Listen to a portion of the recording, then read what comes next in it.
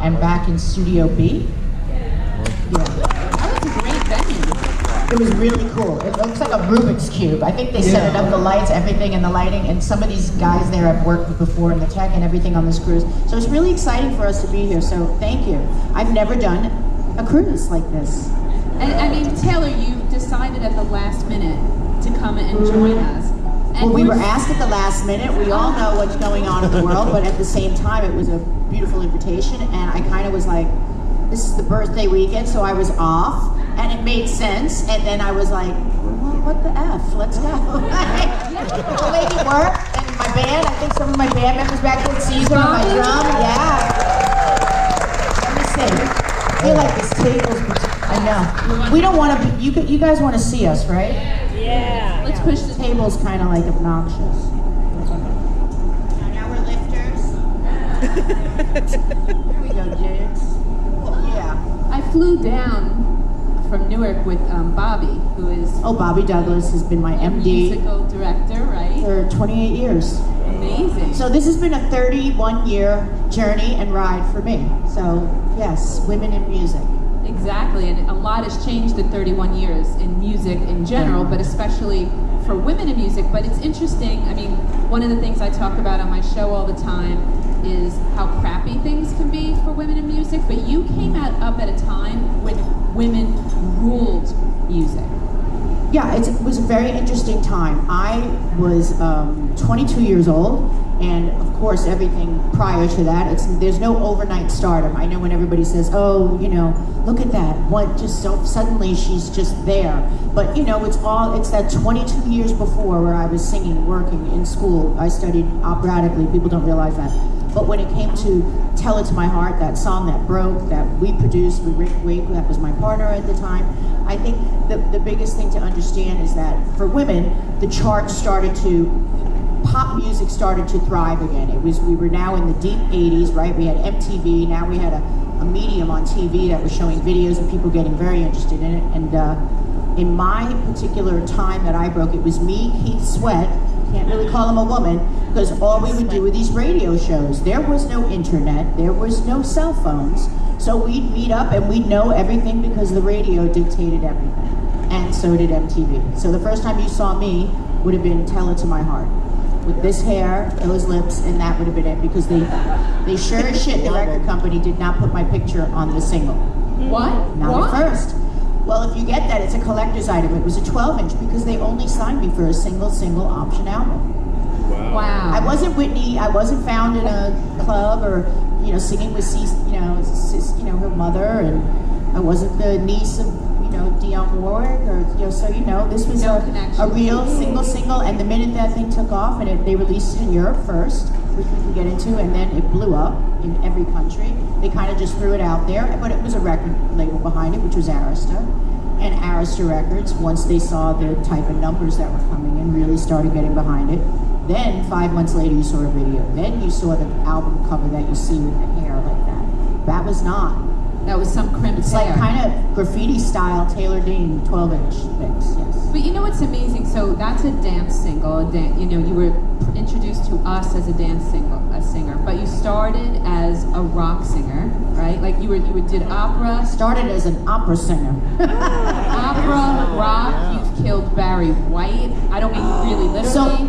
I mean, No, we loved each other, and he was Barry White. You know, the beautiful thing is I can sit here and talk about so many of these people in the industry that are now no longer with us. But yeah, Barry, that was my third album. That was Soul Dancing, and the first single was Can't Get Enough of Your Love. And that would have been 93, 94, and Mr. Barry White. I don't know if you didn't grind to him, because I grinded. I mean, it was all about Barry, Dayne. And so we ended up singing together multiple times when that single came out, and he was just so gracious. but the thing is, you can sing anything. I mean, you crush ballads. But how did you start? Like, what was the song or the artist that made you think, I want to do this, I want to be a singer?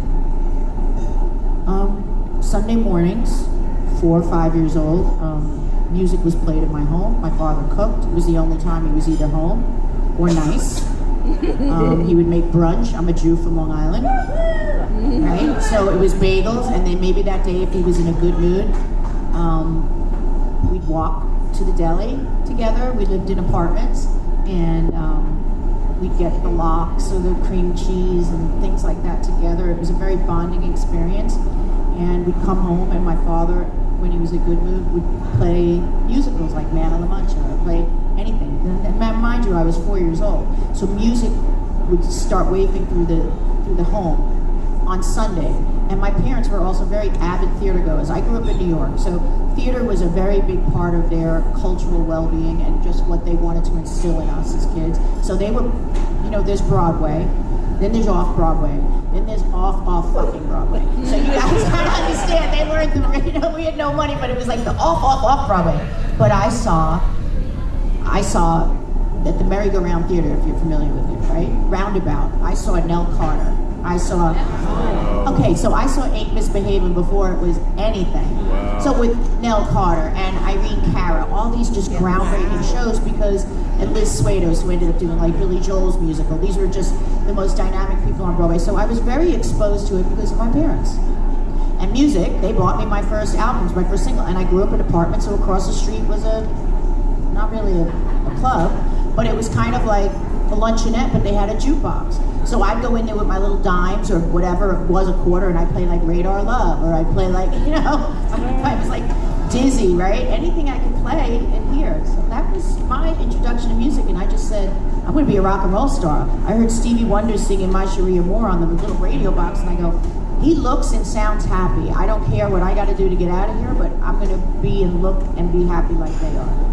You said a rock and roll star because you did sing rock music, like Absolutely. early on. And well, it's rock music because, remember, radio then was just, what was radio? It was Karen Carpenter, there was Three Dog Night, maybe, you're talking the very early 70s, then you had Billy Preston, you had Al Green, you had, Marvin Gaye. They all ruled the radio station, so it wasn't like how we have it. It's not like station per station. FM, if you were lucky enough to be on the one station there, or AM played everybody. Now that makes sense because I feel like when you listen to pop music today, there's 6 producers making 7 artists into the same sort of cookie cutter factory kind of thing. But in some ways, yes. I mean, look, I was part of that as well. Look, produced music, the stars now are the producers and the song, and you should know that anyway. The song is the key. I learned that the hard way. The song, without the song, there's a great voice. There's a great instrument, there's a great piano, but without Mozart, without the writers, without the creators, without the song, we can't translate that word and that emotion. I can translate anything, just like you said. I could sing you the phone book, and I bet you'd like it. Even though you don't want to hear the phone book, I'm telling you. But it doesn't mean that that's a hit song, correct? So we have to always put that out there, the writers, the people that bring us the words, the music, the lyrics, it's very important. And that's what became a big part of my life. You are a songwriter. Correct. And I think back to what you said earlier about signing with Arista Records. So after Tell It to My Heart takes off, is that when Clive Davis seeks you out? Because that's... I was signed to Arista Records, so going by women. So Clive Davis in the mid-'80s was responsible then, that came on my radar for this, first of all, I heard the women there was Natalie Cole, suddenly coming out with a pink Cadillac. And I don't know if you guys understand this, but you had Natalie Cole, and then you had Natalie Cole with a hit top 20 single with Pink Cadillac, right? Then you had this little woman, iconic voice called Aretha Franklin, coming out with Who's Zooming Who? And I am like, who's doing this? Who's taking this iconic voice and doing Who's Zooming Who? And putting her then in with George Michael. This was 83, 84, 85. So pop music was starting with these big, beautiful voices. And I said, there's a place for me. There's a place for me, and I'm gonna find that place. But I gotta make the song, because they're not coming knocking for me. Well, you mentioned Aretha. Aretha is another one of Clive Davis's Certainly is. ladies, right? Well, it was always Ahmet Ertegun. Clive, what he did with absolutely. But what Clive saw is a way to take a voice and get a song and put a song in. When he put Annie Lennox, and he also was very responsible for Annie in the late 80s. Actually, 80s was great to the Eurythmics. So in the 90s when she came back, or maybe early 2000 with, her solo stuff, that was with Clive. And I just was hearing on the radio, and then of course this little girl named Whitney Houston came out, and that was 85. And I go, whoever's doing this shit, whoever gets these women's voices, that's who should sign me. And that's Clive. And that's who did. So tell me about meeting Clive Davis, because all the women in music who have signed with him, they talk about that moment when they realized not only they had a champion, but a champion who was Clive Davis. The champion can have claws, but remember, I had a hit single that they signed. I got passed on Atlantic, everything. Nobody knew it was a hit single. We were going to release it ourselves. Arista picked it up. I'd never met Clive. I'd never met anybody. And I was like, wow. They picked it up for $15,000. This is the Tell It to My Heart that you hear on, and you can hear it, read it in my memoir. It's out now, Tell It to My Heart. This was picked up for $15,000. Rick and I thought we would hit the jackpot. Like I said, we were signed for a single option album. They released the single with no artwork on it, just my name and graffiti in Europe. And pretty soon, UK, Ireland, Spain, Italy, France, it started going in the top 10. It started in the clubs very organically, very grassroots, and then it was in the charts. And then radio, it was being demanded on, I don't remember if you guys remember mix shows at like 12 midnight, right? They play like the mix, like the dance stuff from the clubs. So that's really what happened. And then eventually, I met Clive because he's like, get her in the studio, we have a hit record and we got no album. We're selling singles, not albums. And pretty soon I was on his radar, and because pretty soon I was opening up for Michael Jackson and singing with Prince, and because in Europe it was just a phenomenon. Right, so Michael Jackson plays a big part in your story as well. It's so weird, but it's true. It is weird, and you just made a face. It's so bizarre weird that we have to talk about it like this, right? That it leaves because it was one of the biggest opportunities of my life, but at the same time, I was like blowing up all over Europe, and yet in the States it was still a little quiet because that was really the testing place for me. And Michael was, I met him twice on tour, really, and I was on tour with him for a month. But he was this elusive, amazing, but I mean, his manager was Frank DeLeo. If you ever remember any of those videos, he was the little with the, and Frank said, I'm gonna manage you. And I go, okay. What he said. Kind of went from there, yeah. But so you were playing stadiums with Michael, even though a lot of times the opening act leaves after the show. I imagine you had to stick around. There must have been something that you could glean from him, the king of pop, and be like, I can work this into my act. Something about Michael, look, he really changed the art of entertainer as we saw live. I mean, of course, we had, James Brown. I mean, understand that physicality on stage when we see the rock singers that we love. David Lee Roth, correct, Freddie Mercury, Robert Plant. What I found when I watched, Michael was taking this technology as well. He had wind machines.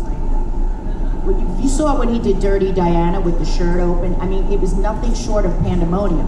He loved creating this pandemonium and made the fans frenzied. So it was just this whole feeling. So wherever Michael went, if he threw a little bit of something, it was just a very interesting, it was a brilliant marketing promotional campaign for him. He was a brilliant marketer. One glove, a jacket. I mean, all these things were things that he saw from Fred Astaire, what he saw from the early films that he watched, and the artists and the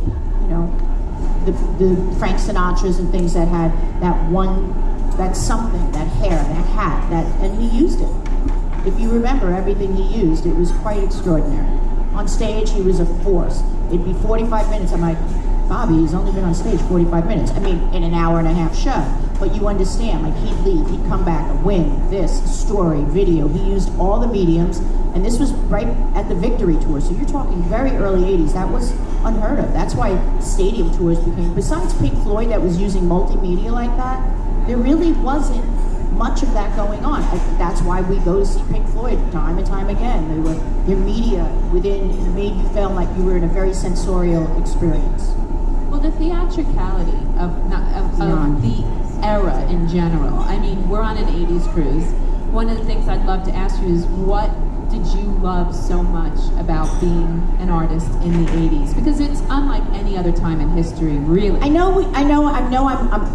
this part of the 80s. It's the craziest thing. I was just a girl in high school trying to get out, I'm like, plastic belts, looks good. Pink, hoop earrings, just anything that you could.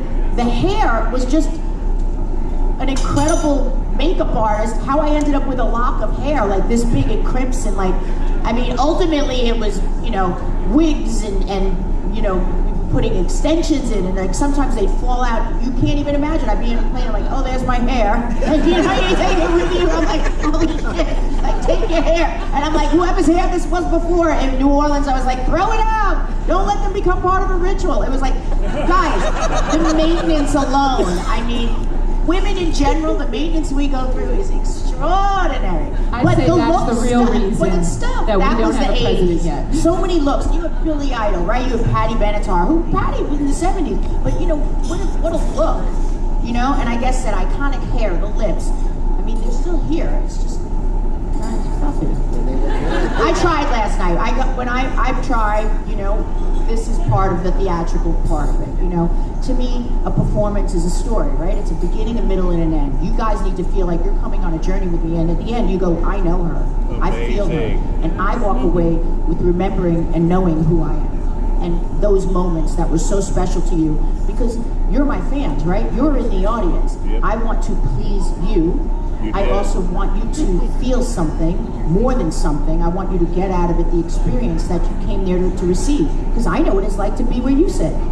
I go and watch, you know, artists all the time, and I want that. You want that memory. Well, I have to tell you, Taylor, I've heard people talking around the ship about your performance last night. Amazing. Like,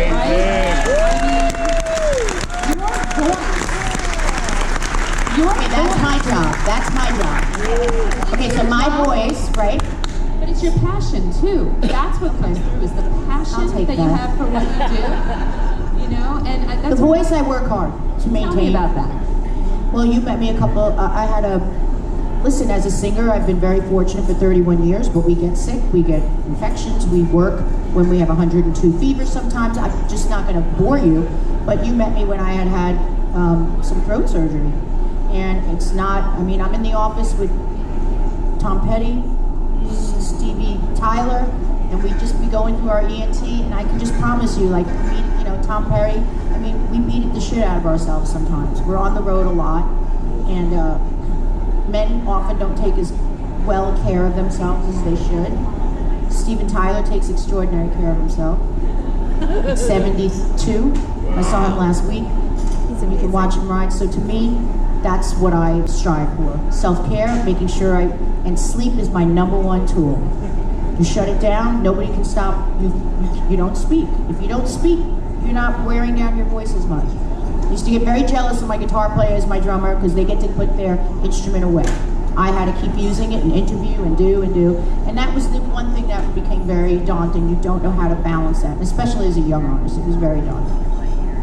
You mentioned your book before, and it has one of the best titles I've ever heard. The subtitle. Tell It to My Heart? Well, Tell It to My Heart, subtitle. How I lost my shit, conquered my fear, and found my voice. So tell me about the time you lost your shit. I lost my shit probably at about 30. 24, 25, 26, 27. You saw The Machine, you saw it all. Tell It to My Heart came out. Then you saw Prove You Love. Then you saw Don't Rush Me. Then you saw, what was the other stuff? I'll Always Love You. Grammys. Went into health. I was on the road 15, 16 months in a bus, Michael, you name it, between here and then breaking in America. There was no cell phones. There was no internet. I showed up to every radio station, and this isn't unusual. This is what we all did. Like I said, if Keith had a hit single out, I was out with Keith. I was out with whoever, Belinda Carlisle, whoever was. We were on a radio tour. We were moving it, and you physically had to be there. You physically did. Or I had calling cards from the record company, and I'd sit in the airports, and I'd just be like, "Hello, WBIX," and blah blah blah. "Hello, yes, it's Taylor Dayne," and that was it. It went from morning to night, same way. And then I was breaking in Europe, so it was not breaking, but I mean, supporting it was very grueling. So learning how to shut it down was even more grueling. So after 15, 16 months, where did it start to wane? When I came home and all those relationships I might have had before, you're no longer Leslie Wonderman from Long Island, right? I'm no longer that girl. I'm still at my apartment in Long Beach that I haven't seen in I don't know how long. I'm buying clothes all over Italy and you know, there's the beautiful part of it, there's that incredible high, and then there's that incredible low. Like, who do I call? Like, what is my life like? Do I walk a dog? What do I have? That's exactly what's happening in the new Taylor Swift documentary. So it's like she's out now. You know, you came out 31 years ago, right?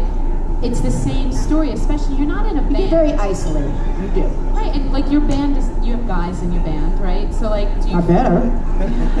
But do you feel like it's tough, like on the road? I didn't. I had two brothers growing up.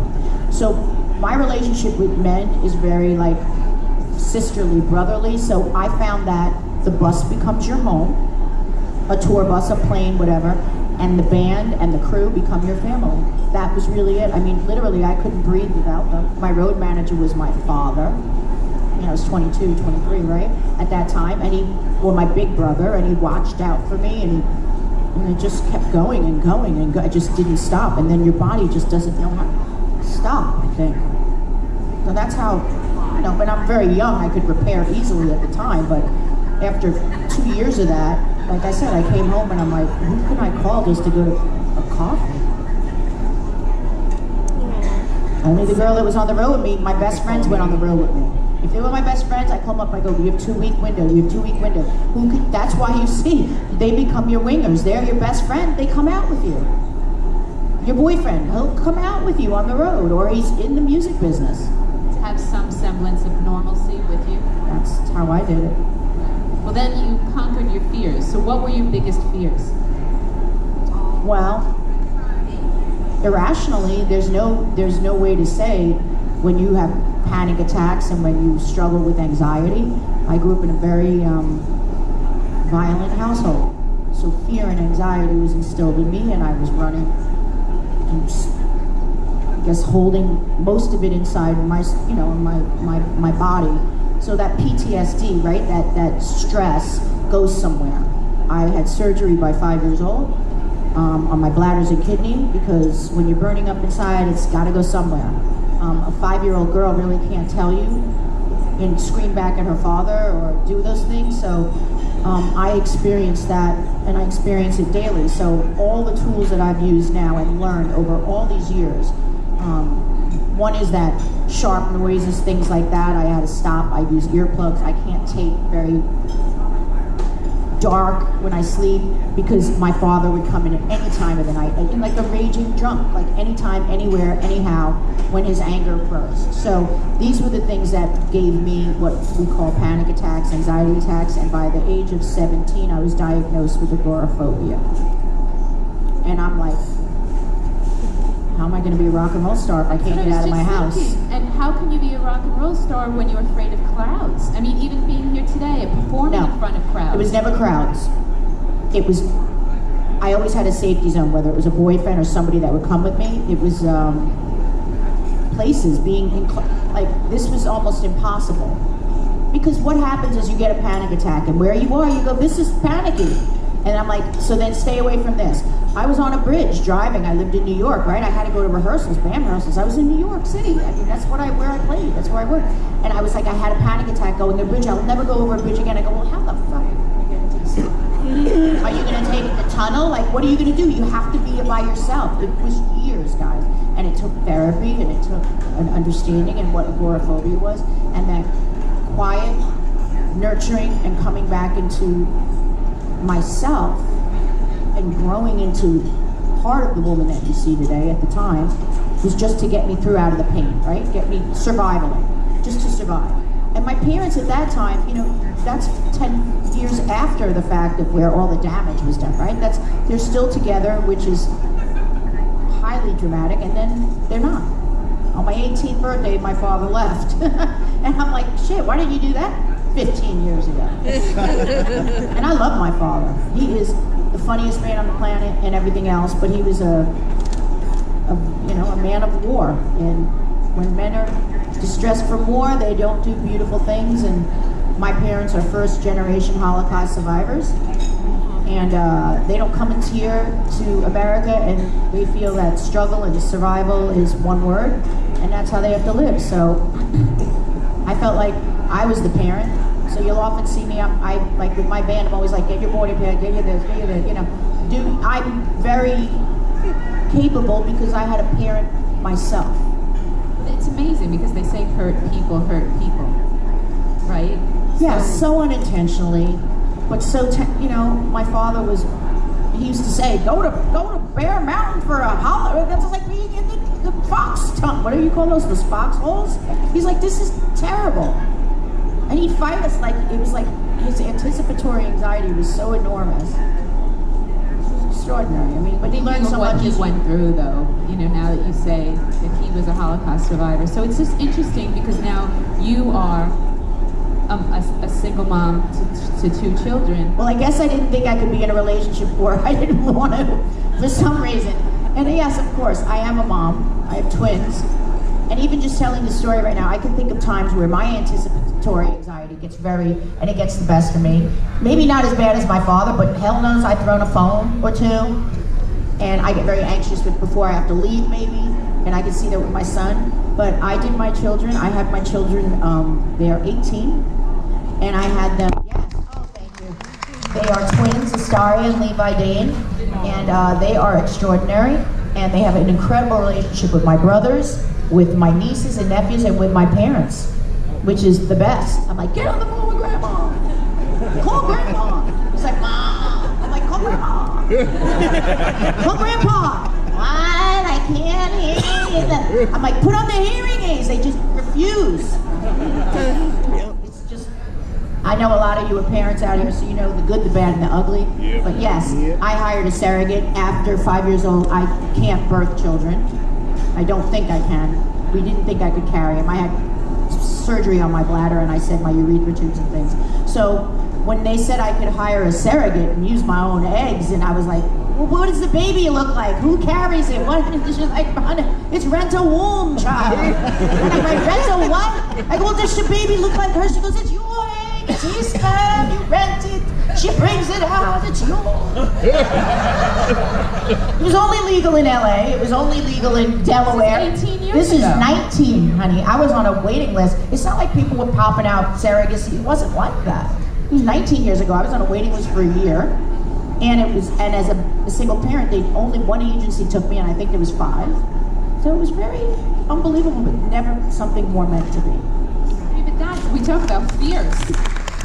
And Yeah. doing that on your own, raising 2 children on your own, that may be, for all your Grammy nominations and 75 million records sold, that may be your greatest accomplishment. I could read you a text. Like if some of you, I don't know if you guys follow on Facebook or any of the social medias, but you'll see Astaria sent me a text on my birthday, and so did my son, which I didn't put out. This last year, at 17, if some of you know, was the hardest year with me for my son and I. And I don't want to grow a man, I don't want to castrate a man, I don't want to feel like, and yet the men in my life, I've had incredible men in my life, and I'm like, if I can still have a relationship with them, I can still have a relationship with you. Even though you're in your 5th car accident, you're this because you're a reckless mother freaker. But I still love you, I just do not like you. Yep. At all, motherfucker.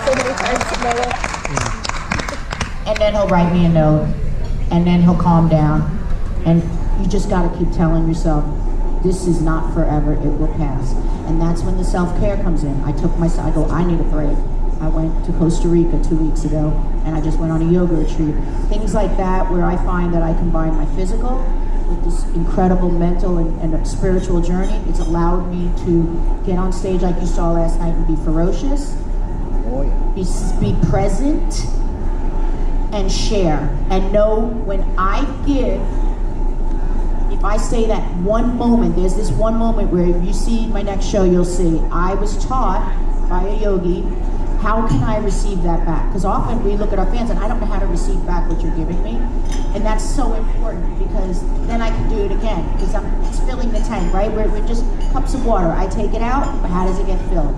So everybody has their own recipe, but I do this pulse. She showed me this place and I hold it and I just take it in. And I did this and I really want you to understand that it's changed so much for me on a performing level. And it's a beautiful part of it. And then I try to have you take it in and you feel it. And it's never misses. But that's energy. I felt that. That's last night. energy. Did you guys feel that? It's energy. It's not me. It's the way everything here. We're passing energy back and forth. Even though now we're fists. She's even Amber. And that's another thing, because I want to share that only because I came very last minute to this cruise. I so thank you all for even being here today, because I don't think people knew yesterday, right? But even me and the guys in Cool Gang, we were talking yesterday because we traveled in together, and we were just saying, like, what a nice thing to get the call, and I'm glad it worked out. We could be here, and we all had to think about Corona, blah blah blah. And then I was like, listen, I bet you it's going to be so highly, like, people are going to be so much, I love getting close to my fans, but I can't get that close. And you can't get that close to me. So how are we going to have this experience together? And look what you guys did. Hello, this is beautiful. Everybody kept telling me, they're going to cancel this cruise. I go, yeah, I don't think so. I don't think so. Not the 80s cruise. No. This is the most successful cruise. Just know that. It's 80s cruise. What is it? This is my first 80s cruise. Is this your first 80s cruise? This is my first. There is something about. Well, I think we should ask them. I don't know. Does anyone want to tell us why? Yeah, I'd love to hear it. Is this the most successful cruise? Like, their Star Trek fans are obsessive, right? There's a jazz cruise, but the 80s cruise. This 80s cruise is the #1 cruise that goes out yearly, or I don't know if you do it bi-yearly, but yes, it is. Anyone want to take it? Anybody have any? Is it the artists?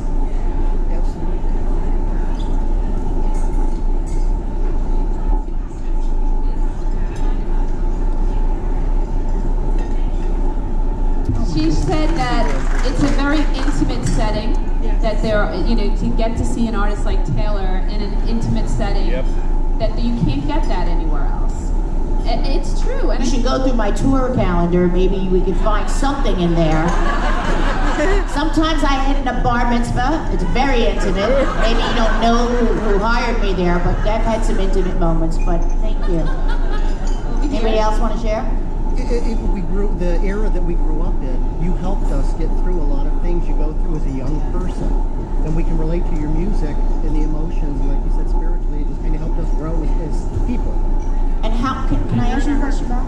So this gentleman said that you helped us get through certain times. I mean, I was the same age as you at that time. Right. Maybe a little younger, maybe a little older. Same age. But I helped him get through things. Music helps all of us get through certain places in our time, and maybe the joy of the moment, maybe the hell of the moment. But how does it feel now when you hear that music? Do you go back to the pain? Do you go back to the joy? Or do you feel... Go back to the joy. Go back to the joy. It brings back all the good memories and all the good times, and getting through the rough times as a teenager. You know what it's like when you're coming into your own. So you say getting through it. Well, we're here 30 years later, so we all got through it. Okay? So I can promise you, nobody goes through this world. Nobody in this room doesn't have a story. Nobody. So thank you. As you know. Absolutely. Thank you. Dan here. I think that era is something everybody has to talk about. And my wife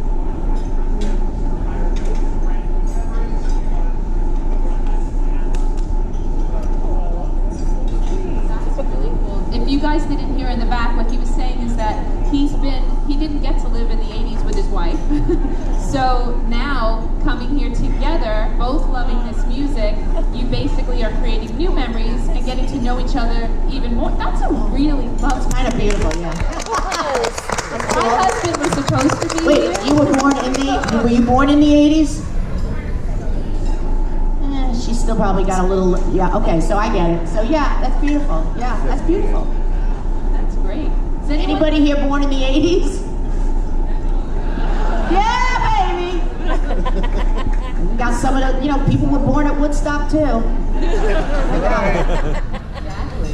So Taylor, we want to ask you about your music now, because I think being a mother of two, having done this on your own, I even thought last night, listening to you sing I'll Always Love You, do the songs mean something different to you now when you sing them, having lived a life in the last 30 years, like this extraordinary life? I mean, I take the garbage out every day. I go to my son's room and I look around the floor first before I touch. I yell at my daughter every day. I mean, I love where you're coming from, Liz, but at the end of the day, I'm still that girl from Long Island, and the thing that changes is that I love doing what I do, and I've learned that the energy I have heals people, makes them happier, and brings together a joyful experience, and so I take what I can give and do, and nurture that energy, make sure it stays safe and sound and healthy, and like I said, I did diapers like you did diapers, so. Doing them now. The extraordinary life, I love my extraordinary life. I love being on yachts. I love going to the south of France. I love going to South Italy, but you all can do the same thing. Yep.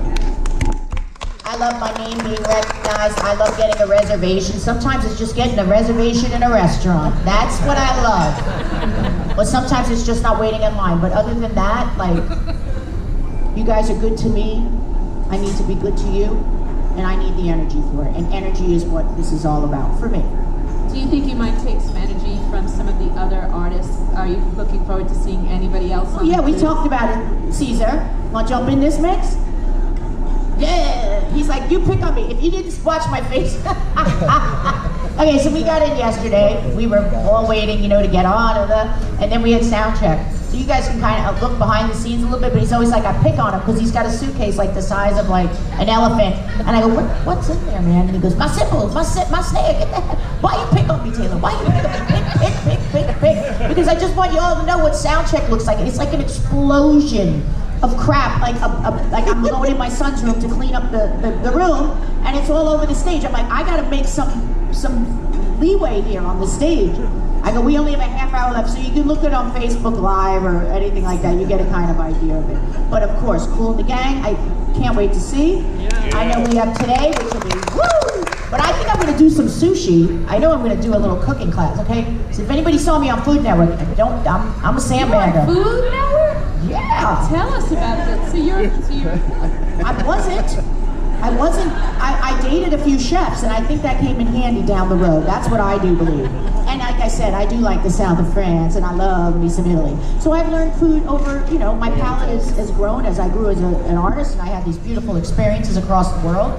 So I think when somebody said to me, you gotta make something with, foie gras and truffles and something raw, and I was like, okay, a moose bouche, which I didn't understand. Yes, so I did a couple of things on the Food Network, one competition, and then hosting, and then I loved it. And then yes, food, I am no longer daunted, nor scared, nor, I appreciate the beauty of it and actually cooking. So yes, I'm going to do the sushi class. I've never made sushi. Wow. Anyone So else doing it? I don't know. I'm sure there's some foodies on the boat. No. Yeah. Is this I know there's wine. I know Terry's doing the wine tasting. So the other artists are just. Look, I know Terry now. Martha, Motels. I've met all these people all these years performing, and it's just kind of like family. We see each other. We're like, hey, how are you? So it's nice to come together. Yeah, she elbows. I guess she's going all the way. That's what they were But honey, I got my wipes. I got a whole wrist pocket of stuff. When you perform, are there certain covers that every once in a while you like to bring back out? I perform a Prince song usually every night. I can't do it here because we have a certain limited time, but maybe we could. Yeah. Maybe we should do it. If people want to see you again, it'll be a nice way to mix it up. Do you want to keep it as a surprise, or you want to tell us which song you like to perform and what? Well, Prince and I met after I performed in Montreux in probably was 89. It was right after I did Michael's tour. And where Michael is all the make-believe and is Disney. Prince was Minneapolis. He was funny. I just can't tell you how funny he was, how mischievous, and how flirtatious that mother freaker was. He was on me like, bam, bam, bam. His eyes batting. And I was just like, Then he said, "You're coming on stage to sing with me." I go, "No, I'm freaking out right now. Like, I'm literally freaking," and I wasn't anywhere. And I was like, humming. Whatever that means to you. Yeah. I was with 3 of my girlfriends in a bar in Frankfurt, in a club after a show, Love Sexy. All I can tell you is yes. But meeting him, singing with him, you guys can find it on YouTube. He stopped the damn song because I sang the wrong lyric. He pee-pee waxed me in front of everybody. He didn't care. He was the ultimate artist. Ultimate artist, he was a perfectionist, and apparently off stage he was always Prince. He never didn't get dressed up. He was just like, that's the thing about, we're talking about the 80s and the persona. He lived and died Prince. Very true. But so did Tom Petty. So did Aretha Franklin. Michael. So did Michael Jackson. So did Whitney Houston. So you can't, everybody goes through it. I told you, everybody's got a story. Nobody will ever win the drug war. I can promise you that. In this business, that's what you see a lot of. Only because it's heightened and because it's acceptable on some level. And Clive did tell me that once. It's a war you'll never win, because he lost a lot of artists that way. But the ones that get out on the other side, like I said, Steven Tyler, Joe Perry, Keith Richards, Mick Jagger, just a warrior. Jennifer Lopez, see Jennifer and Shakira on, I mean, talk about fierce fire energy, man. Okay, Shakira, I mean, I know her, I mean, but 42, 43, Jay, 50, doesn't matter. She never stops. So if your body keeps in it, your mind stays in it, your spirit stays in it, your energy, and that's what you want to see. That's pure, unadulterated, glorious energy and performance. And that's what brings everybody together. We were all rooting for everybody. I don't even know who won the game. Agreed. Right? Same here. Who won the game? Like, after a minute, I was like, this is a serious Super Bowl. Even when Prince played, right? But yeah, well, Prince is the ultimate Super Bowl performance. I totally believe it. But J-Lo and Shakira, it was said that they got the most complaints of any Super Bowl performance since Janet and Justin. And I guess people were saying they were slutty, too much butt action, all this other stuff. And it just makes you think, well, the guy from Maroon 5 took his shirt off. That was nudity. No one had a problem with that. Oh, well, let's not get into that. Like, Adam did what Adam had to do to get, you know. Oh, I'm fine with Adam doing I it, mean, but I'm I saying get what's it. good for him is good for the girls. I mean, here's the deal. Jennifer, she's a marketing machine. She is a Leo. She just did a movie called Hustlers where she was running up and down a pole. My point is, if you could do it at 50 and you wanted to do it and you did it tastefully, which I thought, I know all her dancers, I mean, it was so tastefully done. Shakira, if you don't know what Shakira does by now, then don't watch. If you don't know what J-Lo's doing by now, do not watch. I mean, that is no... But it was fire and fierce and energetic. And I'm sorry, I mean, Gaga's show, Gaga was wearing all sorts of crazy shit. She's just as, you know, she's the first one to go female power, you know? I mean, wear what you want, I mean, do what you want, but at the same time, show some class. I understand it's a sporting event, and I never disregard that. I do. This entire family's won it. But I mean, I thought it was just as beautiful as the shows they do in Vegas and what they wore, and I mean, yeah, I get it, there's a poll. It's questionable, I guess, on some level. But for women, go ahead, what?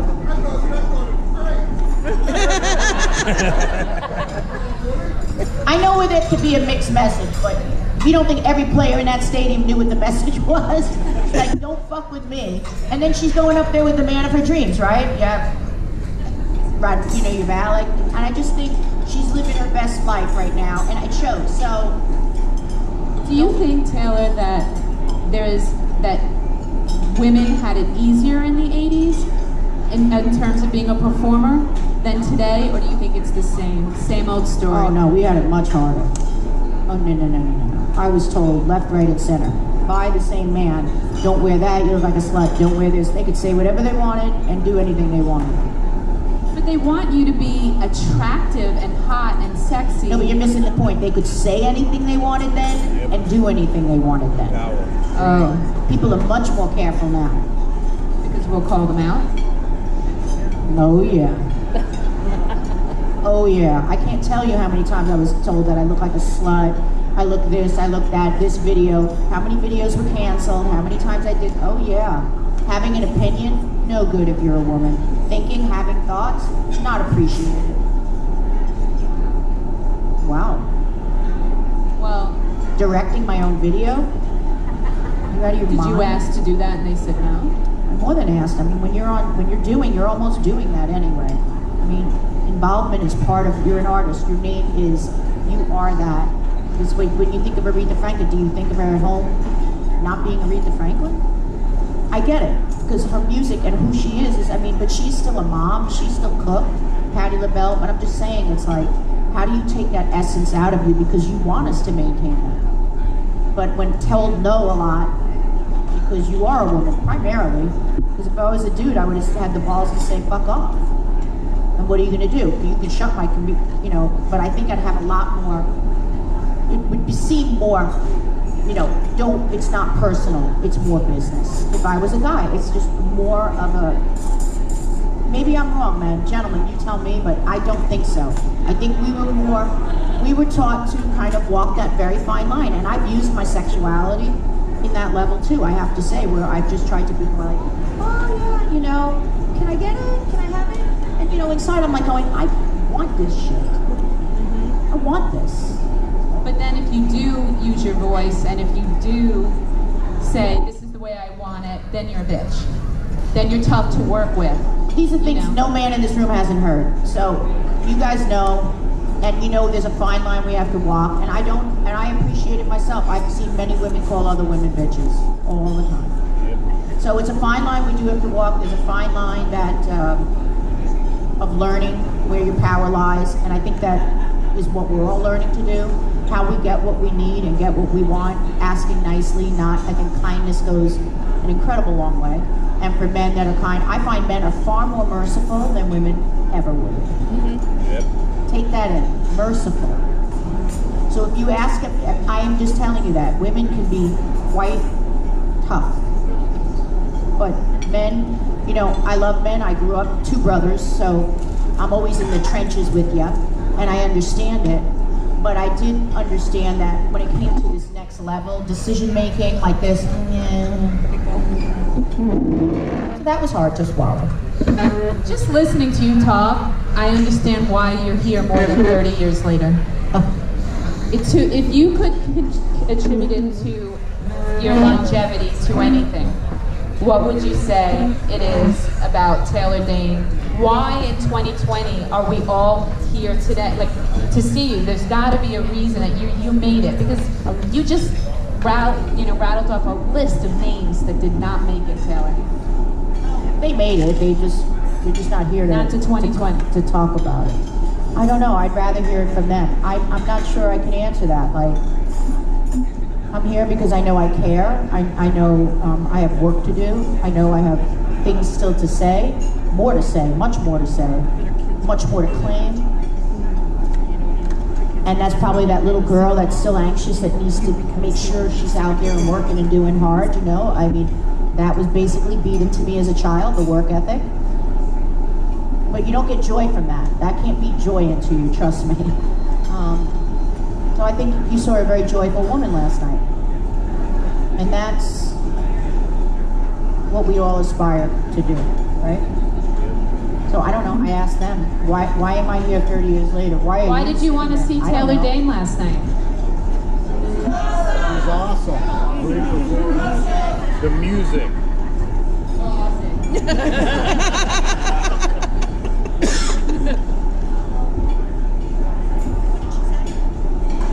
She said, I'll always love you is my wedding song.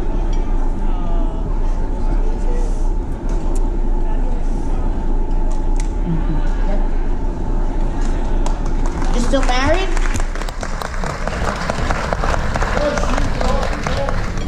What, hon? very funny. I wish this I could pass this around because I mean, does anyone want to ask Taylor Any a questions? question? Not a problem. Go You ahead. could be loud about it. Can we start here? Hi Taylor, I was so thankful when I heard that you were going to be here. I've seen you several times. I first heard you when I was in England, stationed in England, and I was wondering, what was it like for you to hear yourself on the radio, and where were you? You mean the very first time? Very first The time. first time that Taylor Only heard let herself me tell on you, the all radio. the only time I sing music, like when I'm joyfully singing music, is in my car.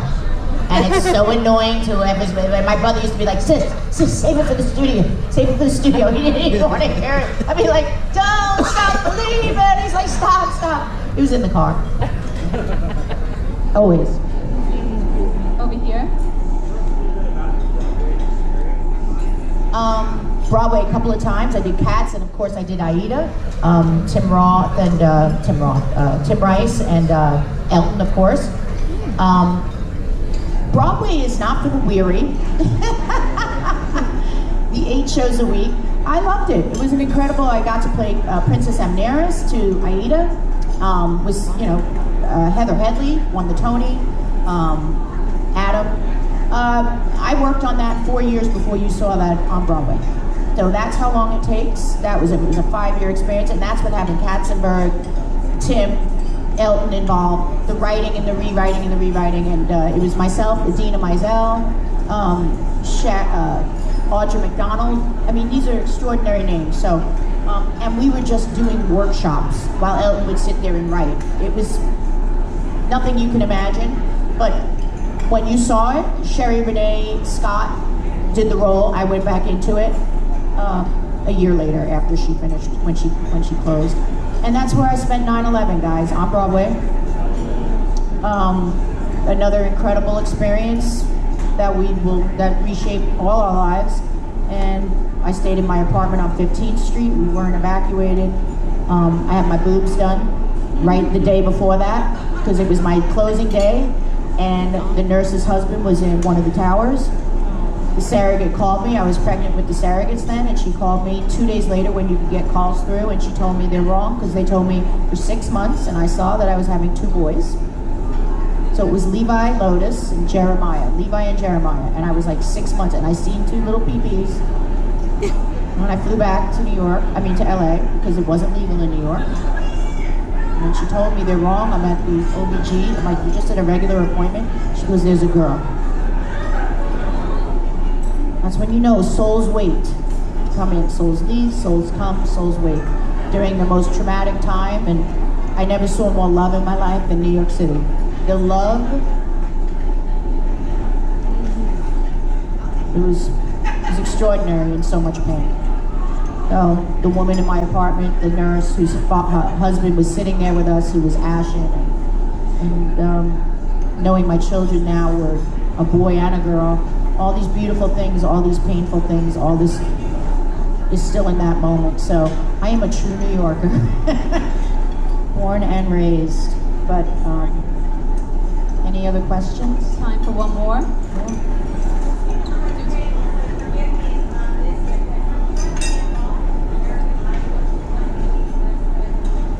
American Idol asked me at one point to replace Paula Abdul.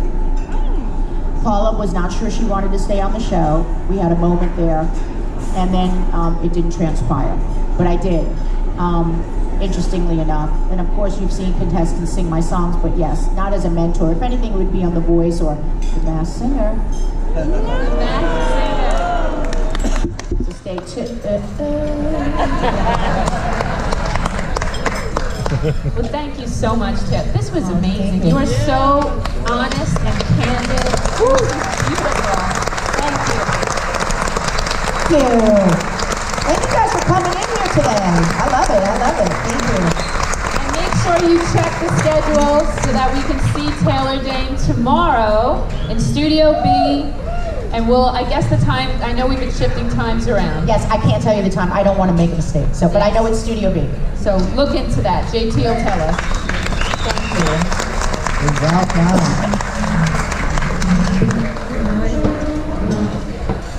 Oh, that was blurry. I was trying to get a decent picture of her and it's really blurry. video the whole thing? Yes. I love